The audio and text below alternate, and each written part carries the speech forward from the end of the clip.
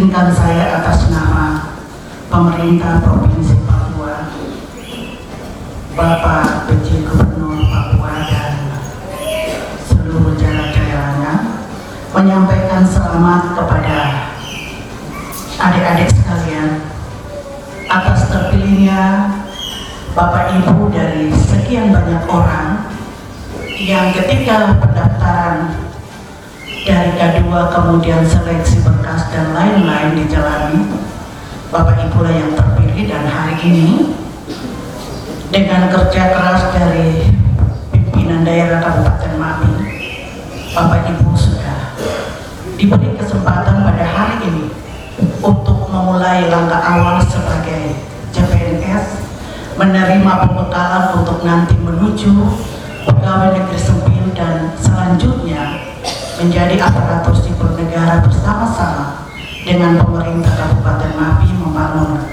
daerah ini. Kegiatan di pagi hari ini kepada Bapak. Pertama-tama patutlah kita panjatkan puji syukur karena rahmat dan cinta Tuhan kita ada dalam suasana yang baik untuk mengikuti kegiatan ini dengan suasana yang penuh kekerabatan, dengan harapan semua yang hadir di sini adalah orang-orang yang sudah membuatkan tekad untuk mengabdi bagi bangsa dan negara melalui pilihan yang aparatur sipil negara, yang juga akan mengabdi untuk masyarakat di tanah ini. Terima kasih untuk seluruh kebaikannya sudah dengan penuh semangat hadir di sini. Ibu Kepala Badan dan Badan Diklat dan kita semua yang ada di sini, kami menyampaikan terima kasih untuk ruang waktu, tenaga, proses untuk nanti pelaksanaan ini atas nama pemerintah dan kita semua masyarakat Mapi mengucapkan selamat datang Ibu dan teman-teman juga terima kasih untuk kesediaan yang memberikan materi di dalam proses diklat ini. Pegawai itu menjadi kewajiban. Yang kedua, semua kita harapkan bisa bekerja dengan penuh tanggung jawab dan fokus kepada pengabdian bangsa dan negara, tapi seluruh aparatur dengan pengalaman mereka masing-masing tetap meningkatkan kualitas mutu dan memahami apa yang harus mereka kerjakan dalam pelayanan sesuai dengan bidang mereka dipatkan. Itu prioritas kedua yang kita berharap mereka juga harus memahami tentang regulasi. Kenapa harus regulasi?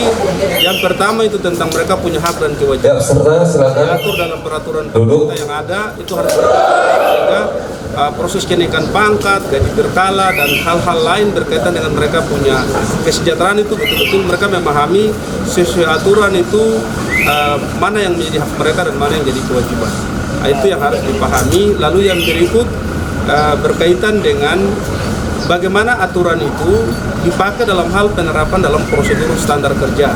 Nah, kalau aturan tentang hak dan kewajiban dilakukan, dipahami dengan baik dan bisa dikonkretkan, tetapi juga aturan-aturan berkaitan dengan standar-standar pelayanan pemerintahan ini bisa berjalan dengan baik, maka dengan sendirinya kita harapkan mereka akan tahu untuk menempatkan diri dan bisa menjadi aparatur yang baik.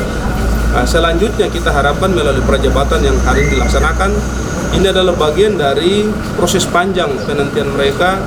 Harapan saya mereka kita ajak untuk bisa selalu punya rasa untuk bisa menghargai proses yang resmi, berikan kepercayaan oleh Tuhan untuk mengabdi dan peluang ini, kesempatan ini bisa dihargai dengan mereka harus bekerja dengan baik, berkarya dengan baik, sehingga bisa menghidupi dirinya, keluarga, anak-anak, tapi juga mungkin lingkungan mereka dari kampung dan lain-lain, ini semua bisa kita saling meringankan. Dan pada bagian terakhir harapan saya mereka semua bisa solider satu dengan yang lain, baik di dalam lingkungan pertemanan mereka di prajabatan, tetapi di lingkungan kantor, antara pimpinan dengan bawahan, semua harus bisa jadi satu kesatuan untuk menggerakkan organisasi pemerintahan ini bisa jadi baik, terutama dalam menerjemahkan kehadiran aparatur dan pemerintah di wilayah daerah 3T, tapi juga di dalam pelaksanaan implementasi Undang-Undang Otsus yang harus diterjemahkan oleh aparatur untuk bagaimana mengurus konteks orang Papua dalam berbangsa dan bernegara itu seperti apa, dan harusnya itu bisa dipahami oleh semua aparatur yang ada di sini, baik yang menjabat maupun yang tidak menjabat, karena kita harus sadar untuk punya satu visi yang sama bahwa kita diberikan amanat oleh negara untuk mengemban tugas untuk meringankan proses berpikir pemerintah pusat di daerah dengan porsi yang diberikan kepada kami. Mungkin itu yang harus dilakukan dengan baik supaya kesinambungan proses kerja pemerintahan bisa berjalan dengan baik dan target-target perkembangan, kemajuan, standarisasi pelayanan yang diharapkan pusat bisa kita penuhi dengan baik. Khusus untuk P3K, kami akan melaksanakan tahapan secara melaksanakan rekrutmen ataupun mengangkat mereka dalam kapasitas sebagai P3K nanti secara bertahap. Kita sesuaikan dengan kondisi keuangan, karena kondisi keuangan hari ini kita tidak hanya sekedar defisit, tetapi juga ada permasalahan yang serius tentang kondisi keuangan daerah, dan kita harus lebih hati-hati, jangan sampai kita menerima semua kurang lebih sekitar 1.700 orang masuk sebagai tenaga P3K, tetapi kami tidak mampu membayar, dan ini yang harus kita hindari. Kalau kita kalkulasi rata-rata dari kita ambil standar ijazah SMA dengan paling rendah 3 juta, kita kali dengan 1.700-an kurang lebih sekitar 80 miliar sekian kalau kita bayar 12 bulan. Untuk itu dari kondisi ini kita hitung dengan kondisi keuangan kita tidak cukup untuk bisa memenuhi, sehingga beberapa waktu kita sudah komunikasikan dengan pihak BKN dan kita akan lakukan secara bertahap.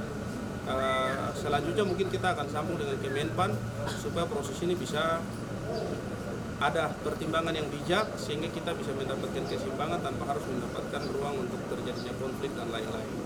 Mungkin.